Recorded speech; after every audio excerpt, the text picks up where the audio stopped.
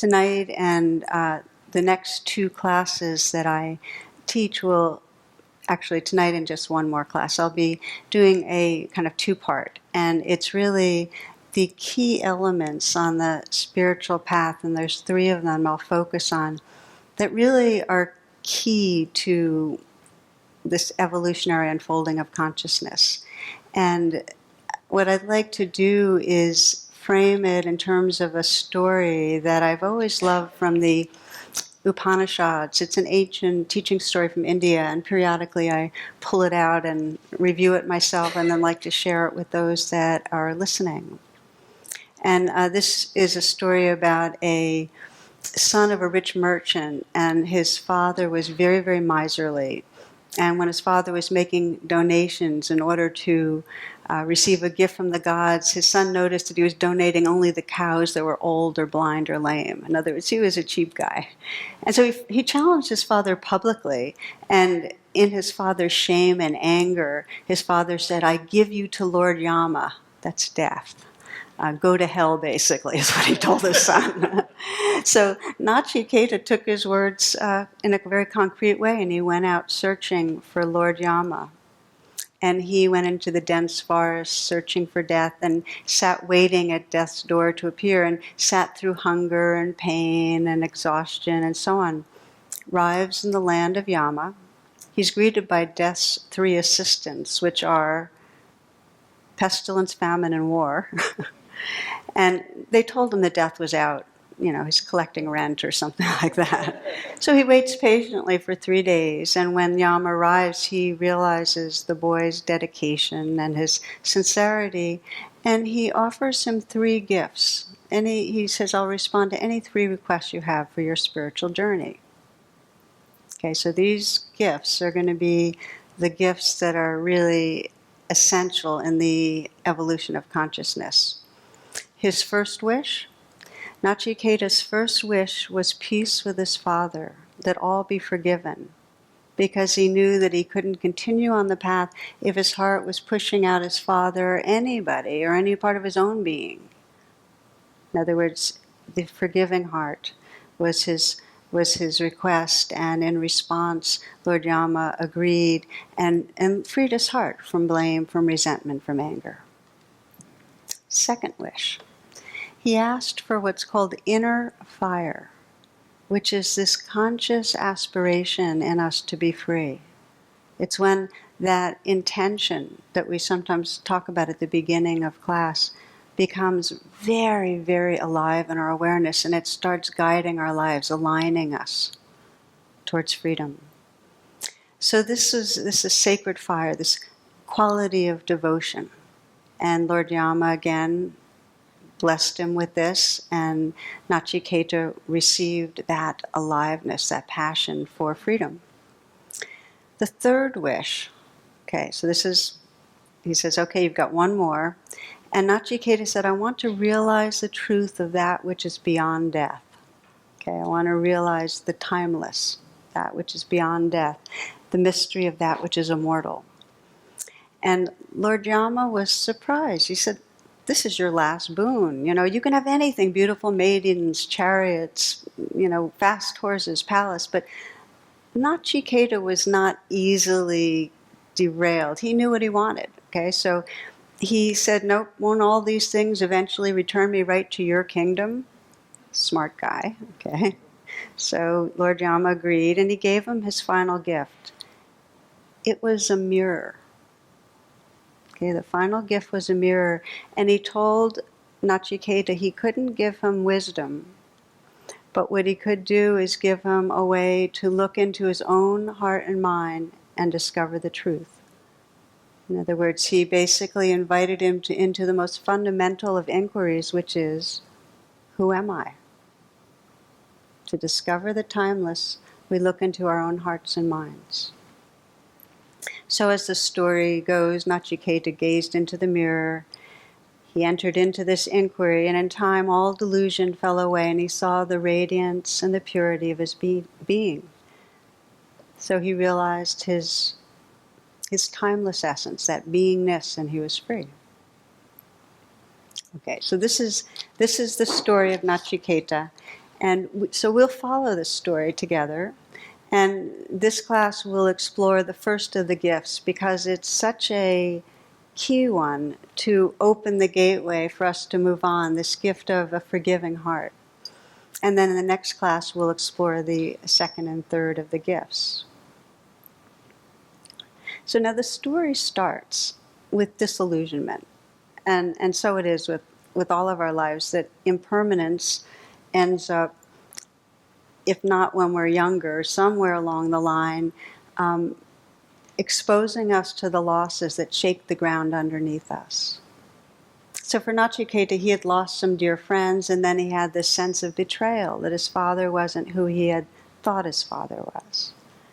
So that was his disillusionment. And we each have our wake-ups, where in some way Lord Yama appears. We sense, oh, mortality, this body's going to go, those that I love, divorce, custody, health, whatever it is, we get that it's very uncertain and that we are living in that insecurity. So it happens to all of us.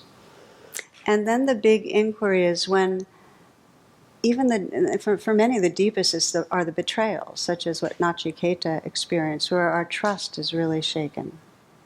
And then the big inquiry is when we encounter Lord Yama, when these losses appear in our life, how do we respond?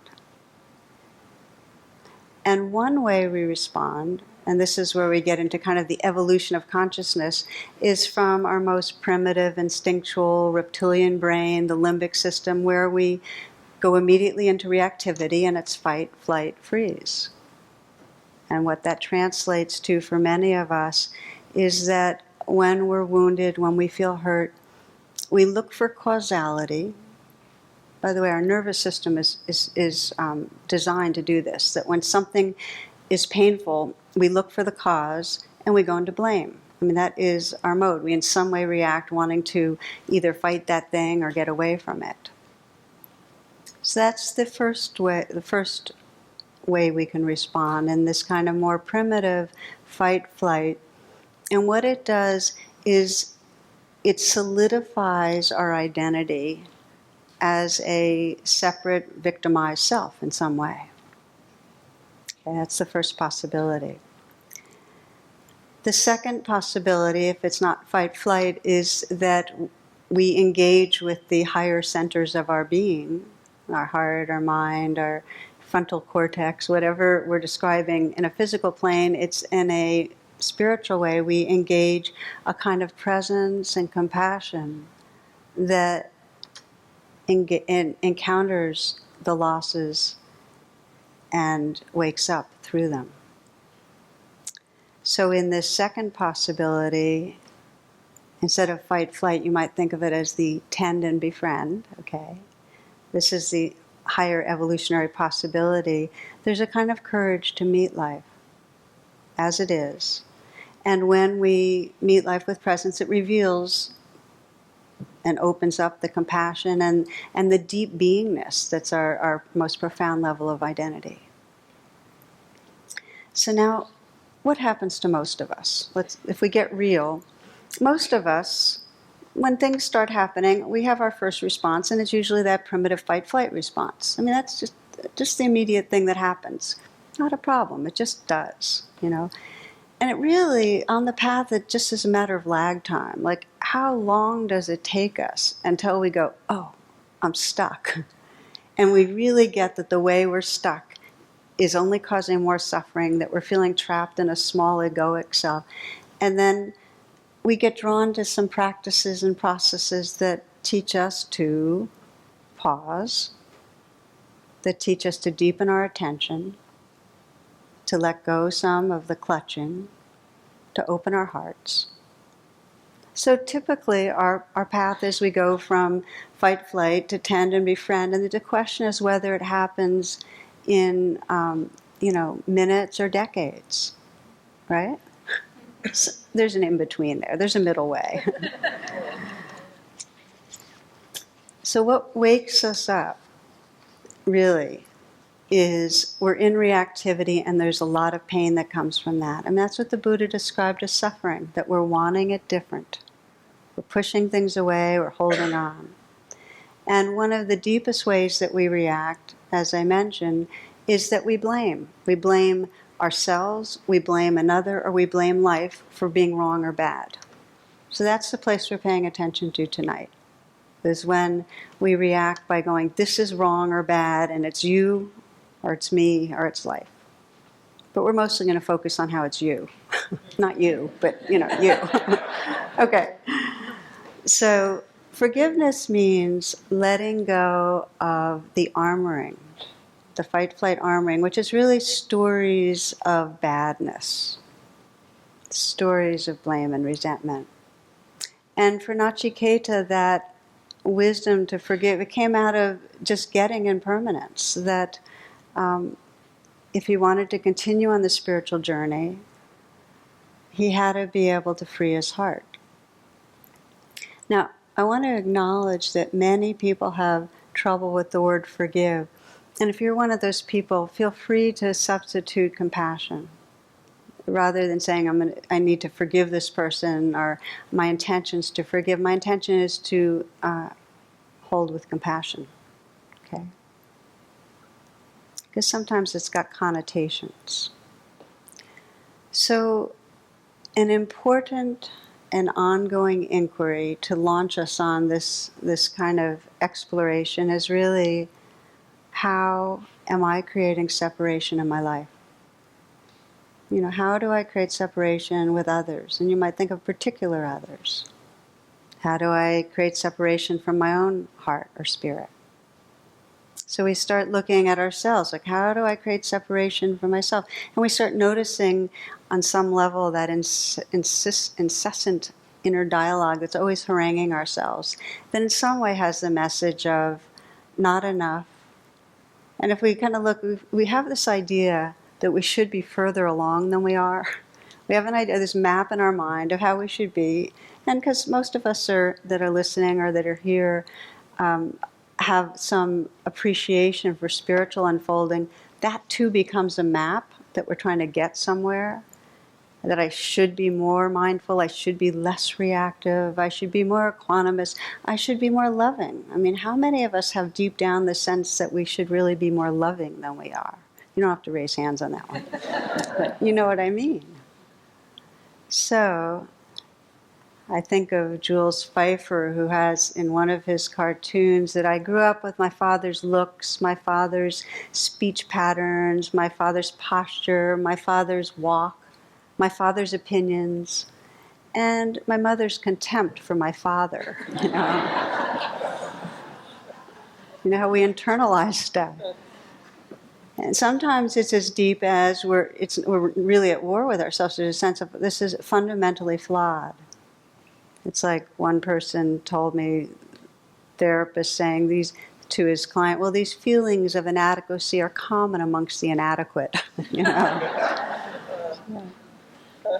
So we create separation from ourselves, and we create it from others, in our critiques and our ways of trying to control, ways we threaten, the ways we withhold affection so they fit we want people to cooperate with us. And when I talk about forgiveness or compassion tonight, I'm not just talking about the big betrayals, although I'll mention some about them. I'm also referring to the ongoing habits so many of us have, whether it's with a partner or a sibling or a parent or a child, of just being resentful for the little ways that person does not make us feel good about ourselves or cooperate with our ideas of how they should be. The littler ways. How someone drives, or the way they just overate, or the way a colleague is doing their job, or the way our child's relating to chores. But there's some hardening of the heart that happens without us noticing, so we're really not so tender and not so available. Now, just to pause and say that hardening develop when we feel hurt, and then now I'm kind of flipping back to the larger injuries. The aggression and unforgiving quality of the heart is part of the way we're designed. I mentioned fight, flight. And one of the things we do is when we are blaming and aggressive and so on, we add the second arrow of I'm bad. It's very hard to work on compassion and forgiveness if it's coming from a sense of I'm bad and I should be different. So that's the first place to pay attention. That, you can really feel how biological it is, that anger and resentment comes up in a flash. Like, what happens when you're cut off by a car on the beltway? It's not like your personality or ego went, I'm feeling in a bad, grouchy mood, I'm going to get angry at this person. It just like flares up, Or you can notice in a relationship how easily when someone seems to be criticizing or judging, how quickly we go into feeling hurt, insulted, or angry. It's not like we're thinking it through. It's like one cartoon, there's a dog on a therapist's couch, and there's a dog psychiatrist too. And the dog's saying to the psychiatrist, I bark at everything. Can't go wrong that way. I like the animal cartoons because they really remind us that this isn't something we can control. It's like there's a mouse therapist with a cat patient, and the cat patient saying, transference, mansference, I still want to eat you, You get the idea that that forgiving, that meeting life with compassion, it's an evolutionary capacity, and we're pretty designed to first get into the reactive phase of fight-flight. And there's a fear of what we can evolve to. There's a fear of a forgiving heart. There's a fear that if we forgive, we're going to be indulging or condoning. So often when I do the longer workshops, like a Kripalu or Omega, we'll do a kind of real exploration of what is it that has us hold on to blame, that makes it so hard. It's like forgiving's this great idea until you really have something to forgive. What makes us really hold on? And there's a fear that if we forgive, that we're kind of opening the gateways to get trampled again. They're just going to do it again. We're just making ourselves vulnerable. So I want to just clarify for a moment maybe a bit of what forgiveness or compassion is and is not. That forgiveness in no way is approval. It's not like saying it's okay that you did that. It's okay that you're hurting me, or it's okay that I'm hurting you. In other words, we need to have wise discrimination. We need to be able to say, yeah, this is injurious. Forgiving isn't putting down boundaries. You can open your heart, but keep your boundaries in your life in a way that protects you and loved ones from injury. In fact, I often think of it that you can forgive and vow never again. You can forgive. In fact, if we're forgiving, we're really going to be present with our experience. Take action from that presence that really moves towards healing. You can forgive and divorce. You can forgive and not spend time with. You can forgive and sue. You see what I'm saying? You can do what you want to do, or what feels healthy. So here's the deal, though.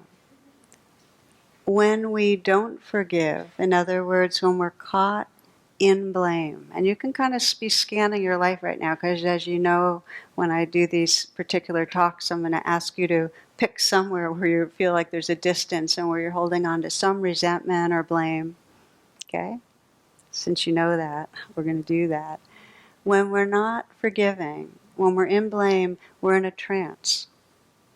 When we're in fight-flight, our aperture gets smaller. We're filtering the other in a much more narrowed way, and all we can see is what our story is telling us. This is wrongness. We're not seeing the whole human. Our primitive brain actually tightens and narrows the filtering system when we're in survival mode. So only a small amount of information is flowing. Similarly, when we're in survival mode and we're blaming, we're not perceiving the fullness of who we are. Okay? We're the reactive victim. Let's reflect on this for a moment. You're hearing words, and I'd like you to check in and kind of ground it in your experience. So use the pause to, if you in some way left your body, just come back again. Feel your breath, feel your body.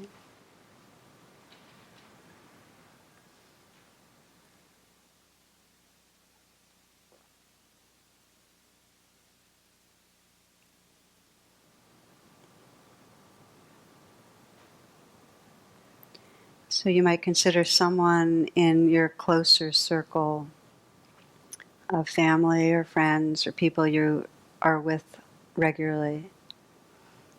And I wouldn't pick a person where the relationship is traumatic in some way, because that won't serve you right now. But where there's reactivity, where you've in some way locked into a feeling of blame. You're wrong. You're bad.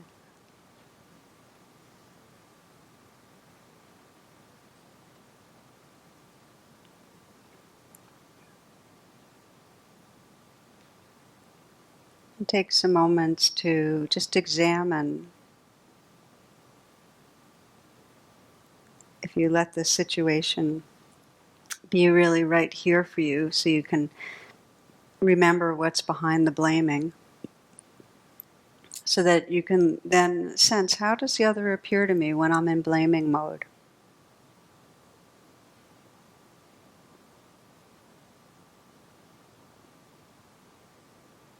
How are you viewing, how has this person in some way become characterized by wrongness, badness, um, of, how has your aversion shaped this person in your mind?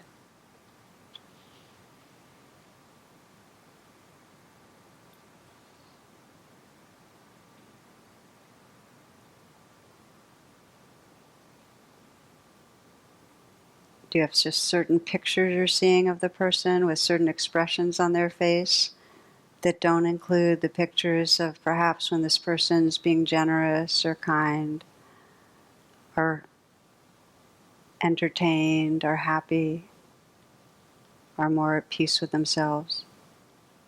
In other words, how is your picture and image and sense of the person narrowed?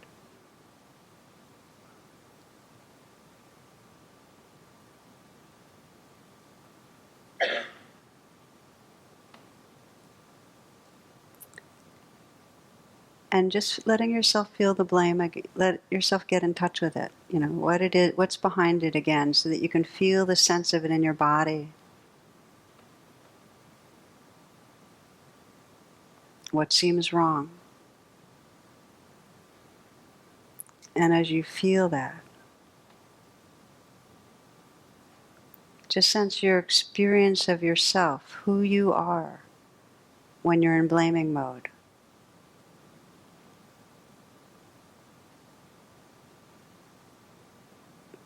Do you like yourself?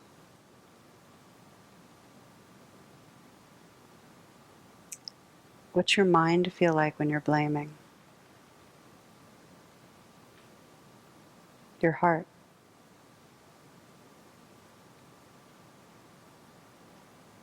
Is there a sense of being an oppressed self or a victimized self?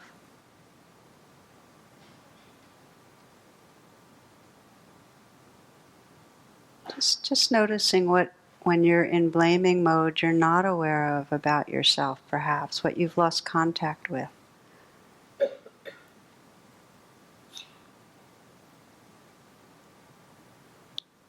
You can continue to reflect and listen if you'd like. You can open your eyes, but there's a trance that goes on, a narrowing, that's actually very seductive and can last, as I mentioned, for decades, especially feeling like a victim.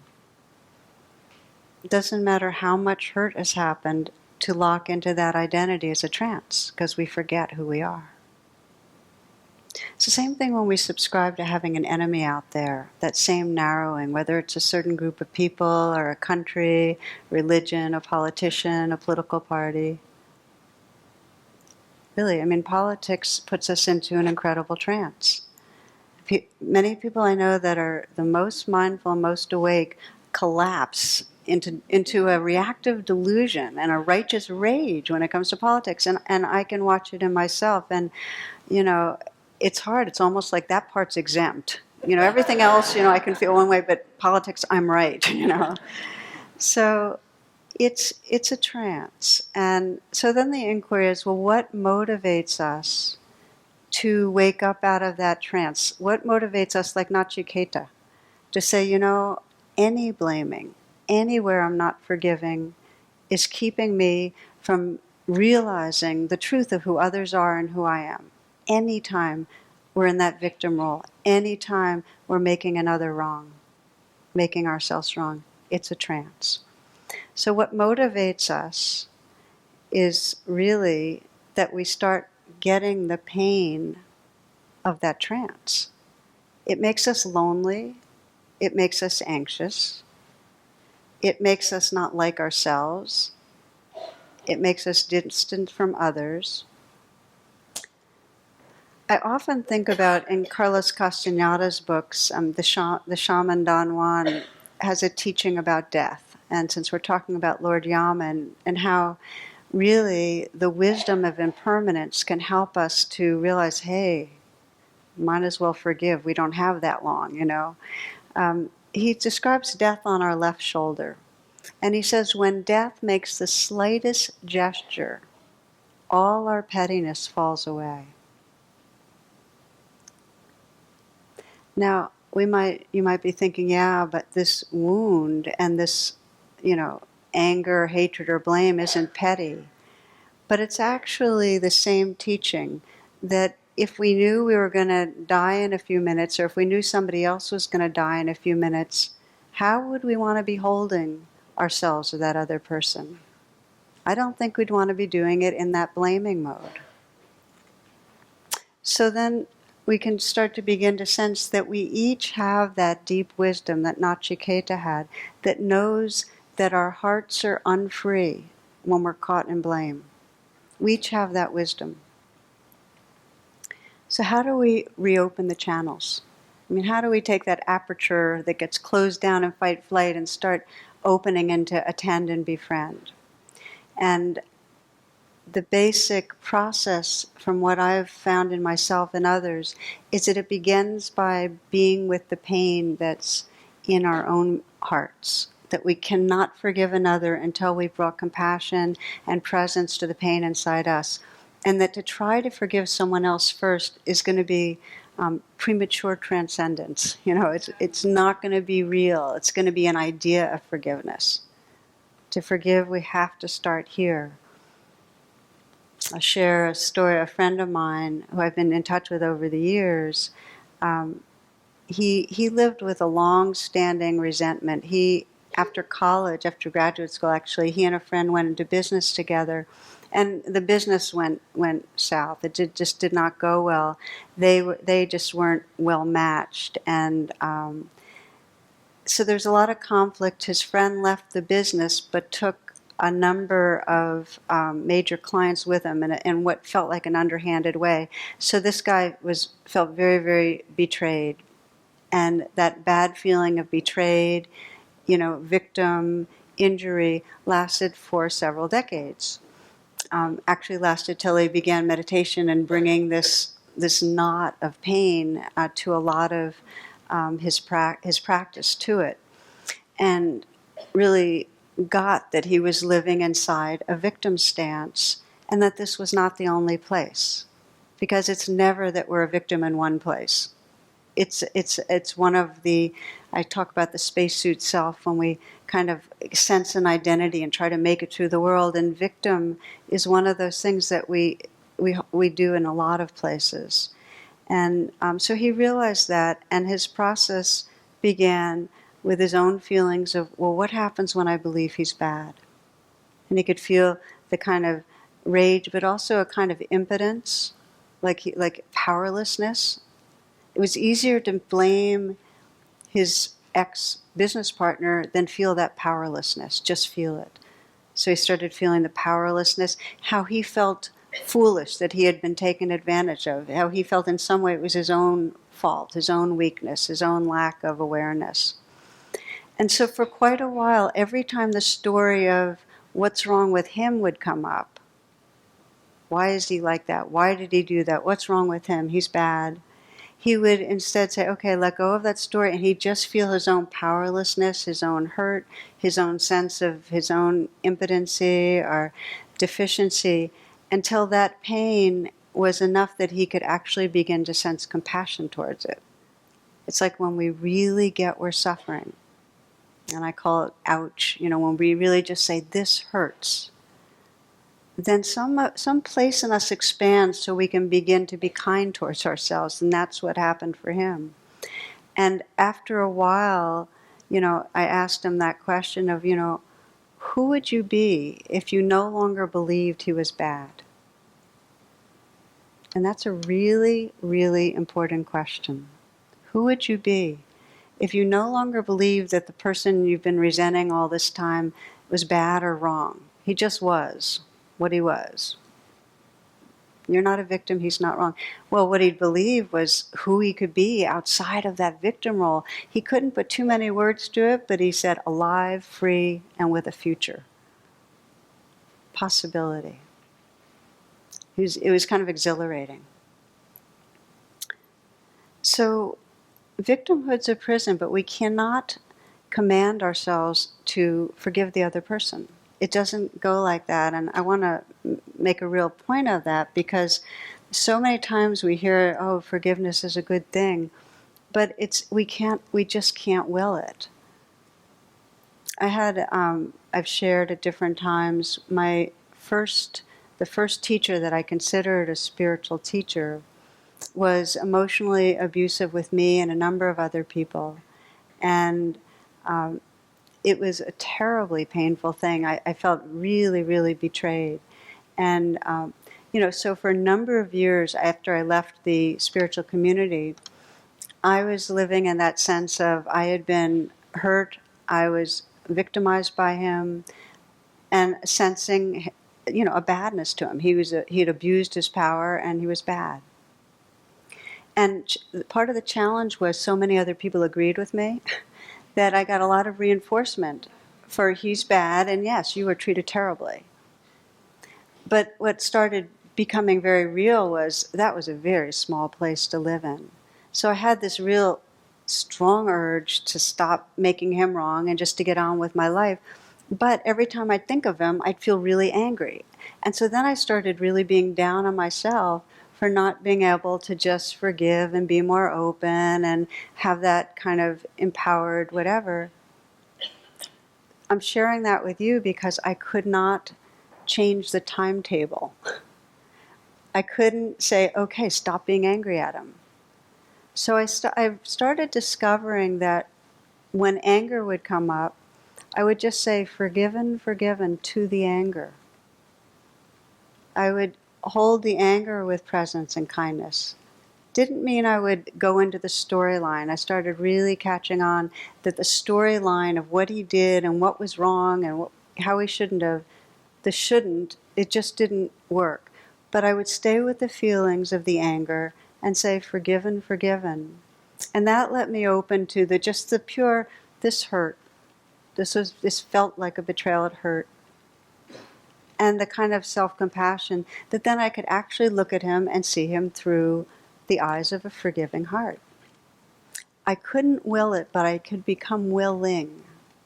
And that's all we can do with forgiveness. We can't will to get rid of the blame or hatred. We can become willing to deepen our attention.